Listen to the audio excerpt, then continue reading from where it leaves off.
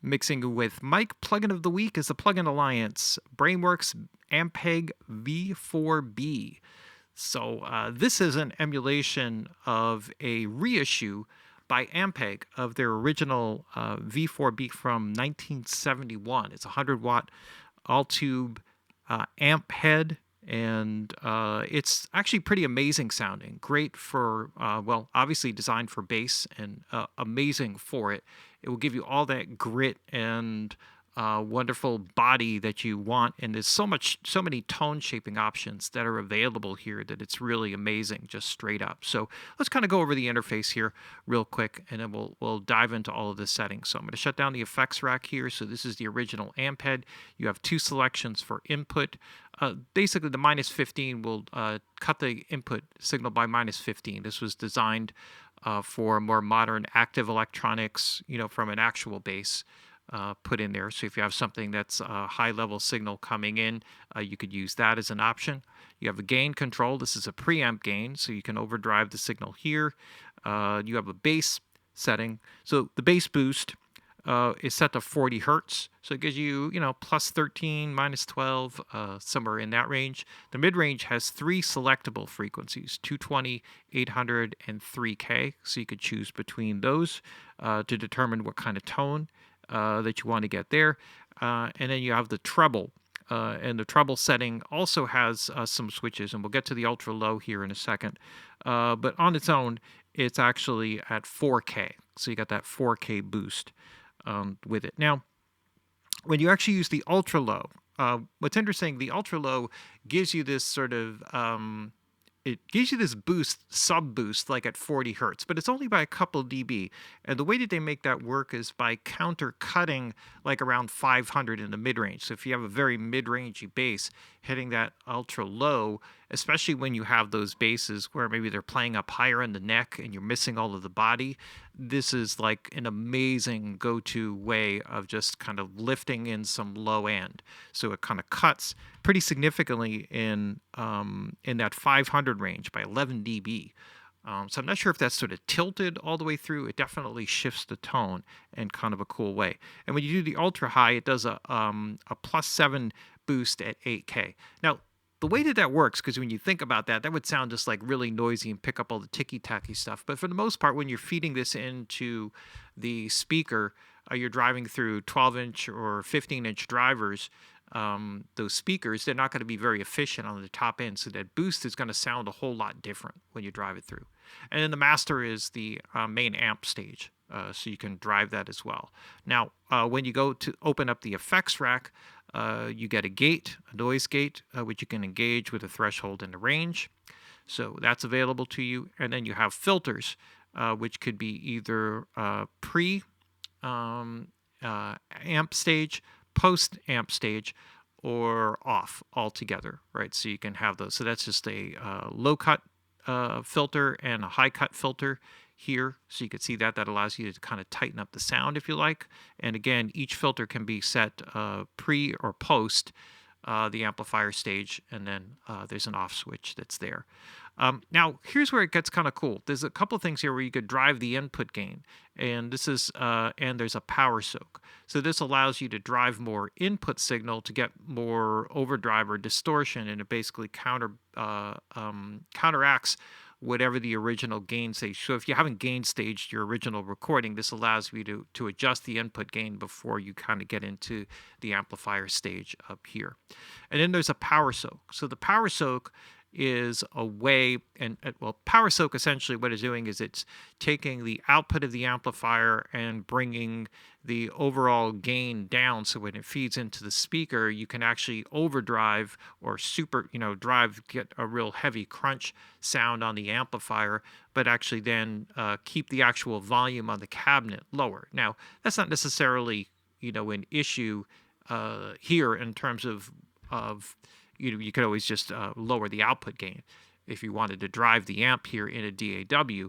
So it's not like you're waking up your neighbors as a result of this necessarily, but the power soak is a good counterbalance to the output, so that when you A/B it in and out, essentially you're getting the unity gain as it passes through. Now, there's a horn. The horn was a piezo horn, which was available on the 8 by 10 cabinet that they built. So there was a horn element that was in there. They've sampled that independently so you can use it with any cabinet.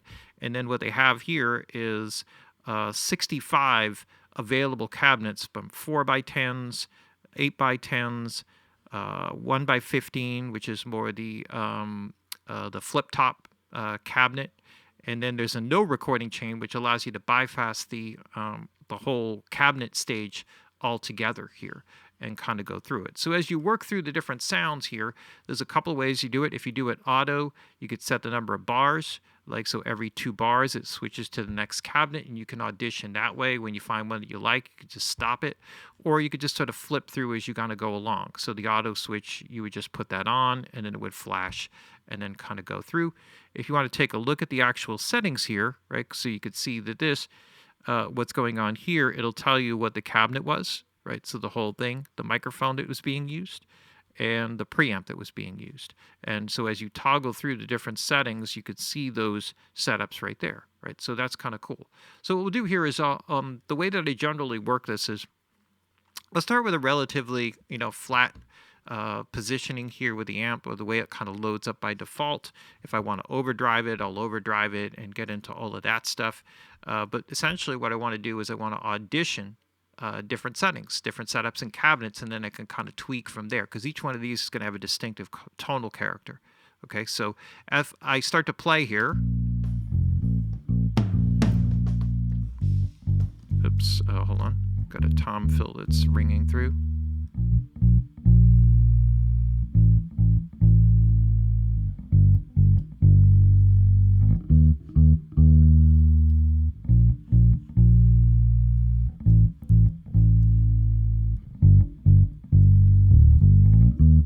Okay, so here we go.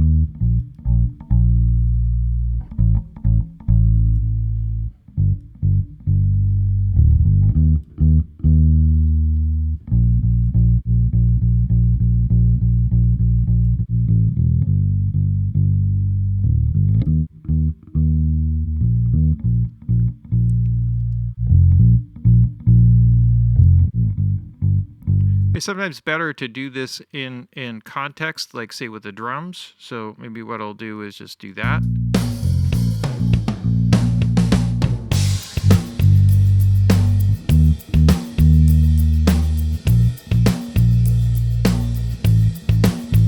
So if I like one, I'll just keep that, right? Copy that, put it over into the B, and then kind of continue along.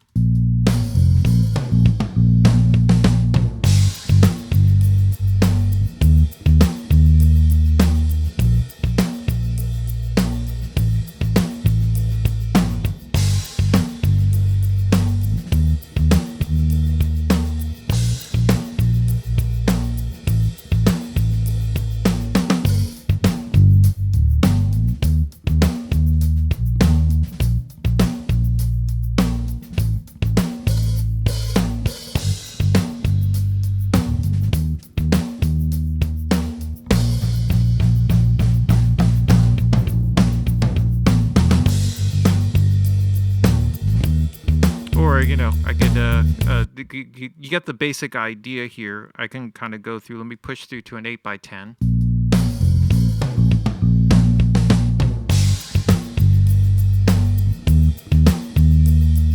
All right, so let's say I like that one, and then let's paste this in, and then maybe do one of the 115 cabinets. I think where I left off was like the last one.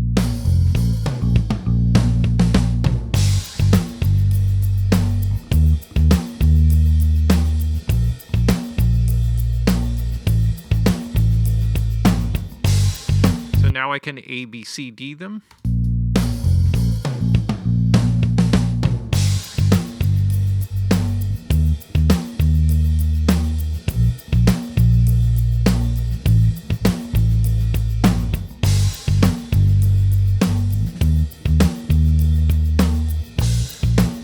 Okay, so far, just quickly, I like this one here. So this is going through the SPT 4 by 10.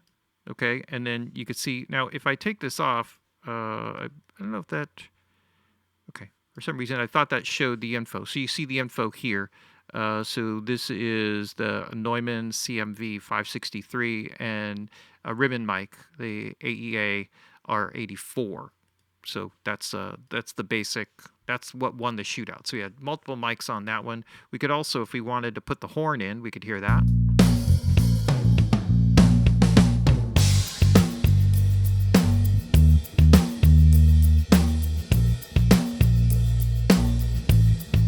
Prefer with it out. It actually seems to be dipping something else. So I'm not sure exactly what that's about.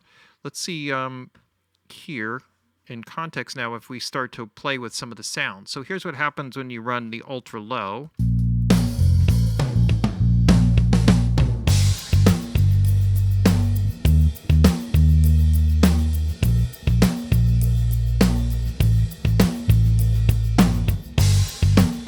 Right, so that will add in more, body on the low end. I can also do it here.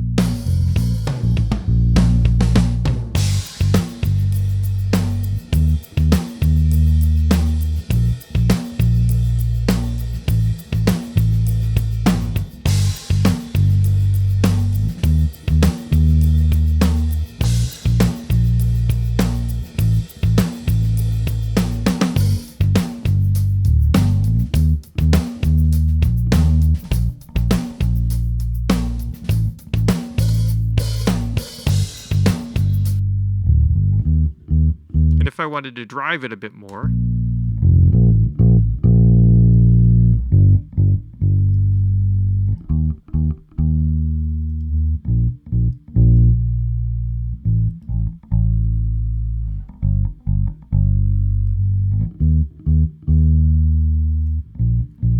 right? So trying to work this within the context of the track.